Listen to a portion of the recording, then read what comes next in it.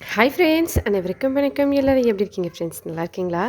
இந்த வீடியோவில் நம்ம மொறு பட்டாணி எப்படி செய்கிறதுன்னு சொல்லி பார்க்கலாம். இதுக்கு ஃபஸ்ட்டு பட்டாணியை ஒரு 8 மணி நேரம் போல் நல்லா ஊற வச்சுக்கலாம்.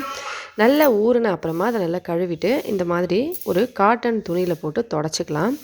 பட்டாணி வந்து நல்லா ஊறணுங்க. எந்த அளவுக்கு ஊறணுன்னா அதோட தோல் வந்து அப்படியே கொஞ்சம் கொஞ்சமாக ரிமூவ் ஆகிற அளவுக்கு அது வந்து நல்லா நமக்கு வந்து ஊறி இருக்கணும். அந்த அளவுக்கு நல்லா ஊறி வர வரைக்கும் நீங்கள் அதை ஊற வச்சிடணும். அதுக்கப்புறமா இந்த மாதிரி ஒரு காட்டன் துணியில் போட்டு தண்ணியை மட்டும் அந்த ஈரத்தை மட்டும் தொடச்சி எடுத்துடலாம். நம்ம ரொம்ப காய வச்சு யூஸ் பண்ணணும்னு இல்லை, சும்மா ஜஸ்ட்டு வந்து நம்ம இந்த காட்டன் துணியில் அப்படி இந்த மாதிரி தொட்டு நல்லா அந்த ஈரமெல்லாம் போகிற அளவுக்கு நம்ம வந்து கையில் தொட்டால் அந்த ஈரம் இல்லாத அளவுக்கு இருக்கணும்.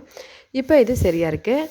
அடுத்ததாக ஏற்கனவே நான் கடாயில் எண்ணெயை ஊற்றி நல்லா சூடு பண்ணியிருக்கேன். அதில் இந்த பட்டாணியை அப்படியே சேர்த்துடலாம்.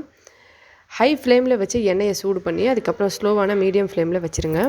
நல்லா வந்து இந்த பட்டாணி முழுசாக கலர் சேஞ்ச் ஆகி வர அளவுக்கு இது வேகணும். பாருங்கள், ஒன்றுன்னா பொரிஞ்சு மேலே வருது. இந்த மாதிரி வந்த அப்புறமா எல்லா பட்டாணியும் முழுசாக மேலே பொரிஞ்சு வந்த அப்புறமா நமக்கு சூப்பரான டேஸ்டியான மொறு மசாலா பட்டாணி ரெடி ஆகிடும். இது வந்து ஃபஸ்ட்லலாம் நிறைய கடைகளில் சின்ன சின்ன பேக்கெட்ஸ் 5 ரூபா 10 ரூபா அந்த மாதிரி பேக்கெட்ஸில் இந்த மாதிரி பட்டாணி வந்து விற்பாங்க. ரொம்ப டேஸ்டியாக மசாலா ஸ்பைஸியாக இருக்கும். நிறைய இடத்துல வந்து அந்த பேக்கெட்ஸ்லாம் கிடைக்கும். இப்போல்லாம் அந்த அளவுக்கு கிடைக்கிறதில்ல. ஆனால் நம்ம இதை வீட்டிலையே செஞ்சு வச்சு ஸ்டோர் பண்ணி ரொம்ப நாளைக்கு இதை வச்சு சாப்பிடலாம். 6 மந்த் கூட நீங்கள் ஸ்டோர் பண்ணிக்கலாம். நல்லா வறுத்துட்டு அதுக்கப்புறம் எண்ணெயெல்லாம் நல்லா ரிமூவ் பண்ணி அதுக்கப்புறம் நம்ம வந்து டப்பாவில் போட்டு காற்று போகாத மாதிரி மூடி வச்சோம்னா அப்படியே இருக்கும். இப்போ இதை எடுத்துடலாம். அவ்வளோதான். பாருங்கள் ஃப்ரெண்ட்ஸ், எவ்வளோ சூப்பராக வந்திருக்கு. எல்லாத்தையும் இந்த மாதிரி வெளியே எடுத்துட்டு அதோட கூடவே மிளகாத்தூள், கரம் மசாலா உங்களோட விருப்பப்படி நீங்கள் இதில் உப்பு சேர்த்துட்டு நல்லா கலந்துட்டு இதை அப்படியே சாப்பிட்டுக்கலாம். ரொம்பவே டேஸ்டியாக இருக்கும். கண்டிப்பாக நீங்களும் வீட்டில் ட்ரை பண்ணுங்கள். மழை டைமில் நல்லா மொறுன்னு சாப்பிட்றதுக்கு ரொம்பவே சூப்பராக இருக்கும். ட்ரை பண்ணி பார்த்துட்டு மறக்காமல் கமெண்ட்ஸில் எப்படி இருந்ததுன்னு சொல்லுங்கள்.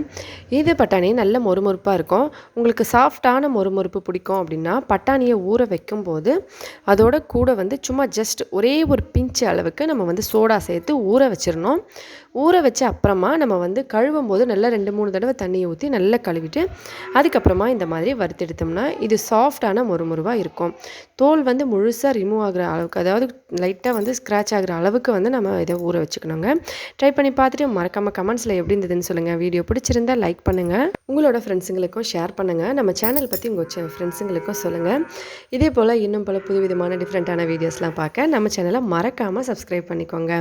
ஹெல்த்தியாக சாப்பிட்டு சந்தோஷமாக சேஃபாகவும் இருங்க. அடுத்த வீடியோவில் பார்க்கலாம். நன்றி, வணக்கம்.